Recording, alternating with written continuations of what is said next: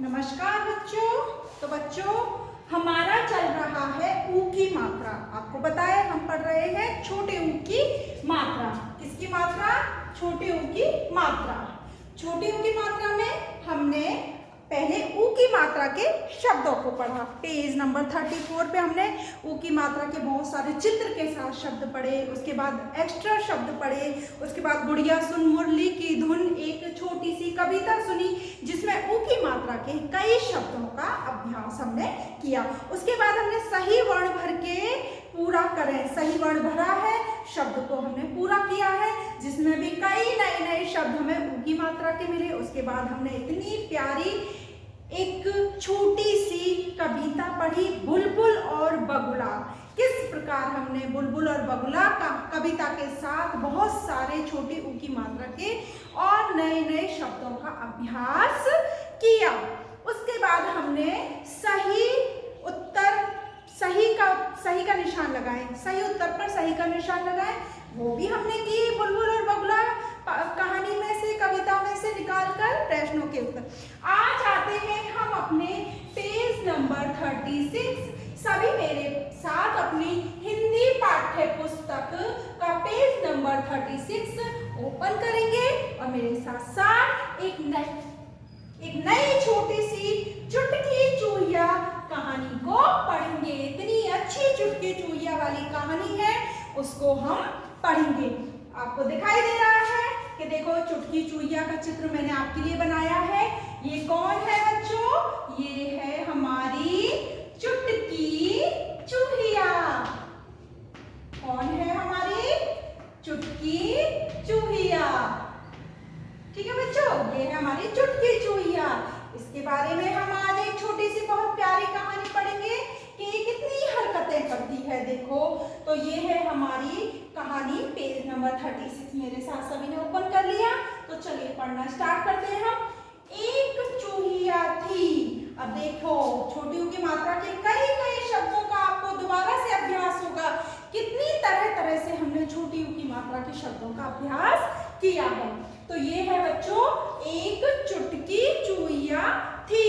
एक चुटकी चूहिया थी। चूहिया का नाम चुटकी। क्या था? अभी मैंने बताया आपको, चूहिया का नाम क्या था? चुटकी। चुटकी था। चुटकी दुकान पर जाती थी। एक चूहिया थी जिसका नाम चुटकी था और चुटकी कहाँ जाती थी? चुटकी दुकान पर जाती थी। एक दिन उधर एक बुढ़िया मिली। बुढ़िया ओल्ड वुमेन, इंग्लिश में बोलते हैं ओल्ड वुमेन। जो बूढ़ी होती है, जैसे आपकी दादी माँ, नानी माँ है ना, घर में आपने देखे हैं, उनको हिंदी में बोलते हैं बुजुर्ग। बुजुर्ग क्या हो जाते हैं बच्चों? बुजुर्ग हो जाते हैं बूढ़े जब उनको इंग्लिश में बोलते हैं ओल्ड वुमेन और हिंदी में बोलते हैं बुढ़िया, और ओल्ड मैन को बुड्ढा। ठीक है बच्चों, तो ये हो गया हमारा लिंग। बुड्ढा का लिंग, पुल्लिंग बुड्ढा, उसका स्त्रीलिंग बुढ़िया। तो मिली बुढ़िया, पुड़िया बना रही थी। पुड़िया, कागज की पुड़िया बनाते हैं ना, उसमें कुछ भर के, तो बुढ़िया क्या काम कर रही थी? पुड़िया बना रही थी। चुटकी चुपचाप पुड़िया उठाकर भाग गई। चुटकी ने चुपचाप पुड़िया को उठाया और वह भाग गई। ठीक है बच्चों, गुड़िया गुड़ से भरी थी। पुड़िया गुड़ से भरी थी। पुड़िया किससे भरी थी? गुड़ से। अरे वाह, मीठा मीठा गुड़ सबको पसंद होता है, तो चूहिया को क्यों ना पसंद होगा? तो पुड़िया गुड़ से भरी थी। चुटकी पुड़िया कुतर रही थी। कुतरना, उसको उसके दांतों से कुतर कुतर के खोल रही थी। जैसे किसी चीज का पैकेट आप किसी भी पुड़िया को हाथों से खोलते हैं, तो वो कुतर कुतर के खोल रही थी। और देखो चूहिया, चुटकी चूहिया के मुंह में ये क्या लटक रही है? ये है पुड़िया, जिसमें क्या भरा हुआ है? गुड़, मीठा मीठा गुड़। सर्दियों में को, है ना। और गुड़ हमारे सेहत के लिए बहुत ही अच्छा होता है।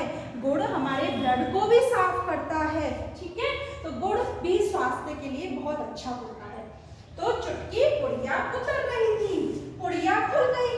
जब उसको कुतरेंगे, उसको दांतों से कर रही थी किच किच किच किच किच, तो वो तो खुलेगी। तो पुड़िया खुल गई। चुटकी गुड़ खा रही थी। चुटकी ने फिर वो पुड़िया खुल गई तो उसमें जो भरा हुआ गुड़ था वो चुटकी ने खा लिया। गुड़ खाकर चुटकी खुश हुई। अरे वाह, मीठा मीठा गुड़, तो उसको तो खा के वो खुश होगी। जैसे आपको कुछ मीठा गुड़, मीठी मिठाई, कोई बहुत ही अच्छी स्वादिष्ट आपकी मनपसंद चीज मिल जाती है तो आप कितना खुश होते हैं ना खुश। तो इसी प्रकार गुड़िया गुड़ खाकर खुश हो गई, ठीक है। पुड़िया खुल गई, चुटकी गुड़ खा रही थी और गुड़ खाकर वो बहुत खुश थी। तो ये क्या हुई हमारी बहुत ही प्यारी छोटे ऊ की मात्रा चुटकी चूहिया की कहानी। कैसी लगी आपको? तो इसमें चूहिया का नाम क्या था बच्चों? चूहिया का नाम था चुटकी। तो आपको इस कहानी में देखो कितने सारे छोटे ऊ की मात्रा का अभ्यास हुआ।